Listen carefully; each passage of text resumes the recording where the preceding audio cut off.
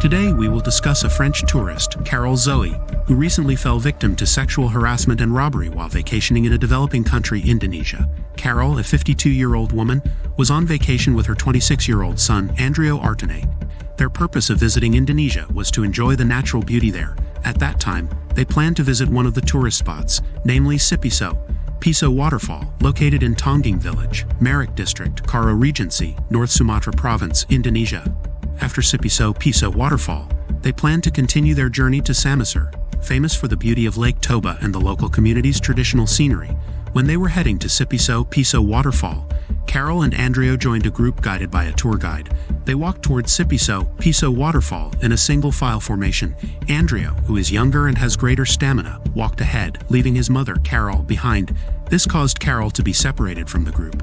Suddenly, Andreo, who was enjoying the scenery, received a message from his mother. The message roughly said that she was being bothered by a man. To simplify the story, let's just call this man the perpetrator. Andreo informed the tour guide that his mother was left behind and complained that she was being bothered by someone. Knowing this, Andreo went back to pick up his mother, Carole. However, it turned out that while Andreo was walking back to pick up his mother, Carole was being robbed by a local resident at that very moment. Carole did not want to give up her belongings, so the perpetrator picked up a stone and tried to hit Carole so that she would surrender and give up her property. The perpetrator hit Carole quite hard with the stone until Carole, who is already old, could not bear the pain and fell into the river.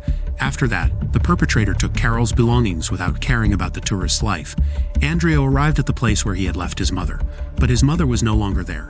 He searched everywhere, but Carole was nowhere to be seen. Andreo, who was panicking, ran around again, trying to scream for help and inform the tour guide that his mother was missing. The tour guide and the other group members tried to help find Carole, but after various search efforts, Carole still could not be found and was declared missing at the Sipiso-piso Waterfall tourist spot.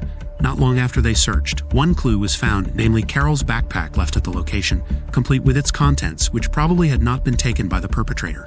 Because Carole was not found, Andreo and the tour guide reported this incident to the TIGAPANAH police station around 12 o'clock noon. The police who received the report immediately formed a team to conduct a search and coordinated with the TNI to jointly carry out the search process. The TNI police immediately conducted a search that took several hours, from morning until 6 p.m. After searching all day, the TNI police finally found Carole, who was already seriously injured, around the second waterfall, which is about 100 meters from Sipiso-piso Waterfall. Carole was found in a pitiful condition.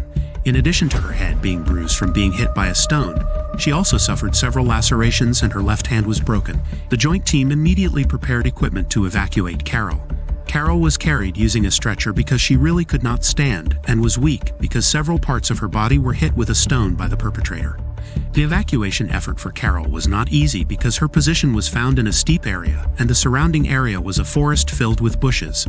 A few hours later, Carole was finally lifted from the ravine around 7 a.m. and immediately evacuated to the Tongging Village route, precisely in Sapiuma.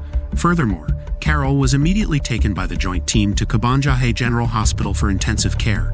Meanwhile, Andreo tried to contact his relatives in France to inform them that they had an accident in Indonesia.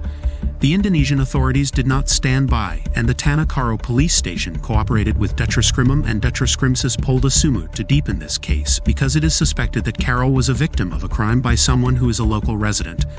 The police asked for a statement from Andreo, and he informed about Carole's WhatsApp message saying she was attacked by someone who is a local resident. At that time, the identity of the perpetrator was not known to the police. The police then asked for a statement from several witnesses at the location to get physical characteristics that led to the perpetrator. They also asked for information about the physical characteristics of this suspect from Carole, a French tourist, after she began to regain consciousness. This investigation process was slightly hampered because Carole is not fluent in English.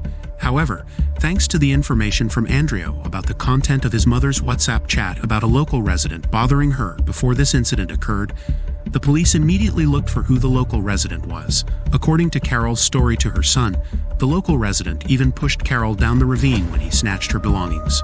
Carole was lucky to still be able to survive even though she suffered injuries and broken bones. From the results of the police investigation, a breakthrough was finally found and the identity of the perpetrator began to be traced. The perpetrator is PN, 22 years old, a resident of Bandar Tongging Village, Merek District, Karo Regency, Indonesia. After the police pocketed the identity of the perpetrator, They immediately moved to that location to immediately arrest Pian.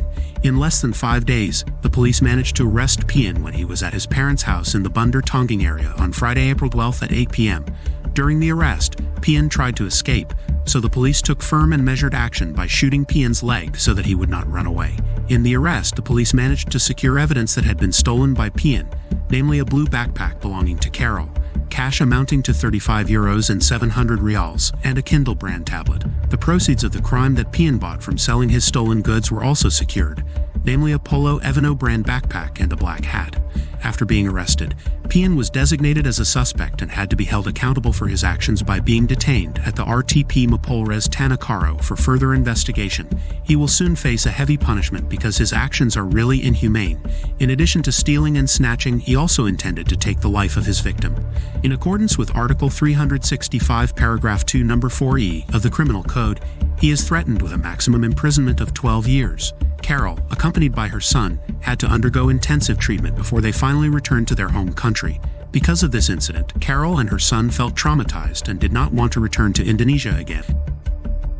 What are your opinions about the case we told today? Please leave your comments below.